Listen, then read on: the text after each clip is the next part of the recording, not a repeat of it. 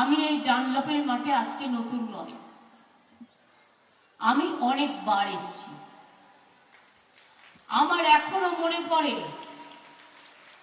Bhadreswar jute মিলের সেই ঘটনা। আমি নিজে একটা জীবন্ত, মনে রাখবেন, ডিকশনারি। তার কারণ এত ঘটনা আমার জীবনে ঘটেছে। ও আমাদের দলিত প্রধানও আছেন এখানে, প্রদীপ বাসা। আমার জীবনে এত ঘটনা ঘটেছে, আর এত ঘটনা ঘটে চলেছে, তা যদি আমি নথিবদ্ধ করি তাহলে যে কোনো বড় ডিকশনারি থেকে কম হবেন না।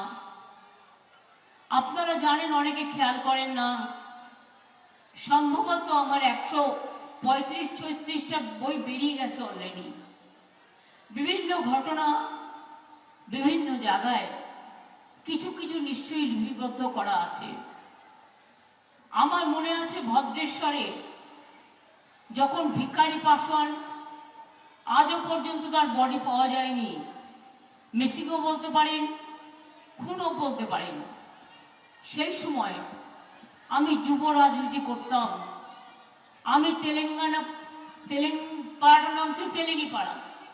আমি তেলেনিপাড়ায় চলে এসেছিলাম এবং 72 ঘন্টা ধরে তাদের পরিবারের সাথে আমি অনশন করেছিলাম ভিখারি পাসওয়ানের মুক্তির দাবিতে, তাকে খুঁজে পাওয়ার দাবিতে।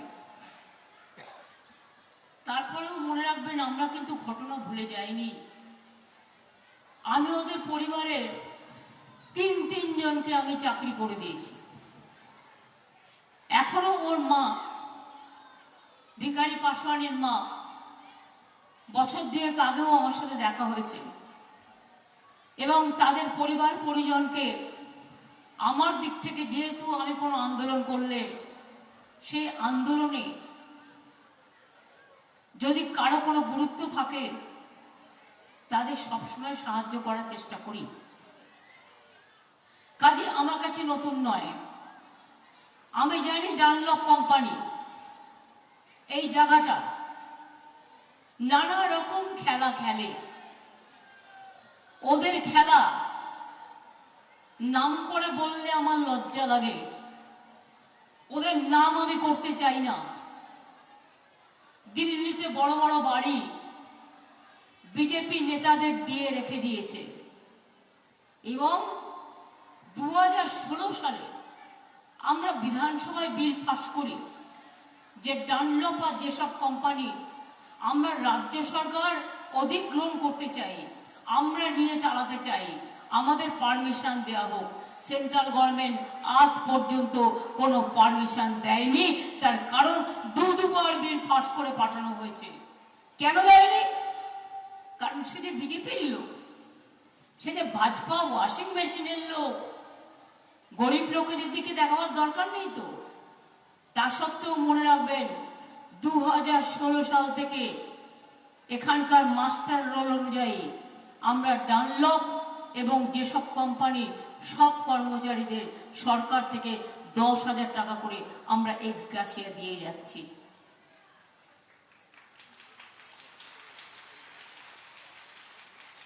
আমার এখনো যদি পারমিশন দেওয়া হয়, অধিগ্রহণটা দিল্লির আইন, আমার আইন হলে তো আমি একদিনেই করে দিতাম। এবার পরিষ্কার বলছি, অধিগ্রহণও করতে দেবেন না, আর জায়গা বিক্রি করে দেবেন, যন্ত্রপাতি বিক্রি করে দেবেন, মাফিয়া চক্র চালাবে, এটা হতে পারে না। যে কোনো একটা দিক মেনে নেওয়া দরকার। এখনো বিজেপিকে আমি চ্যালেঞ্জ করছি, হুগলিতে মিটিংয়ে আসবার আগে বুকের পাটা থাকলে বলুন, কেন 2016 থেকে ডানলপের আর যেসবের বিলটা আটকে রেখে দিয়েছেন।